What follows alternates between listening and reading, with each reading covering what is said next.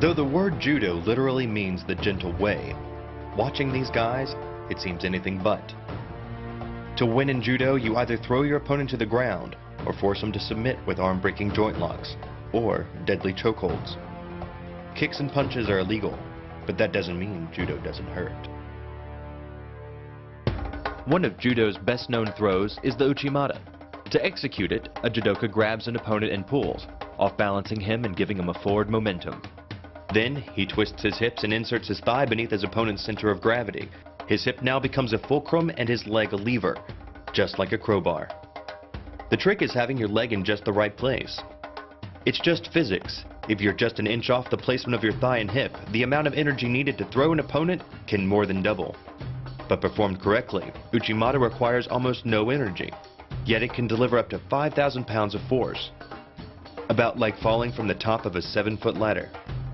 If it weren't for the mat, a throw like uchimata would be enough to cause serious injury, or even paralysis. Getting dominant position is critical to securing the Okuri-iri-jime choke in judo. Once you're positioned behind your opponent, you roll forward using your momentum, multiplied by the leverage of your leg, to bring him to his back.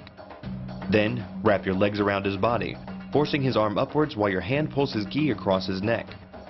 The collar of the gi reduces the flow of blood to the brain to a trickle, and ends the match. Hold this move for about 10 seconds, and a fighter will black out. Hold it just a little bit longer, and he's dead. Another effective move in judo is the sacrifice throw. Falling backwards as your opponent charges pulls your opponent off balance. Then, you drive one leg into his midsection to guide his momentum, lifting his center of gravity up and over, and hurling him to the mat. The sacrifice throw is a simple lesson in the conservation of energy. The stronger the opponent attacks, the further he gets thrown. It works like a catapult where your opponent's momentum supplies the counterweight.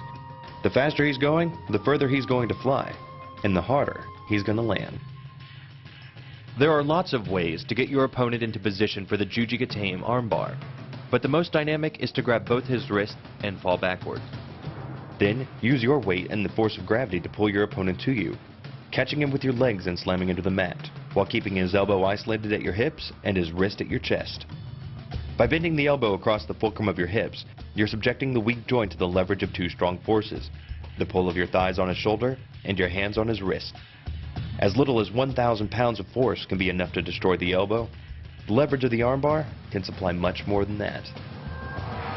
The uchimata throw, the Okuri-iri-jime chokehold, the sacrifice throw, and the Jujigatame armbar. These are the moves of a judo human weapon.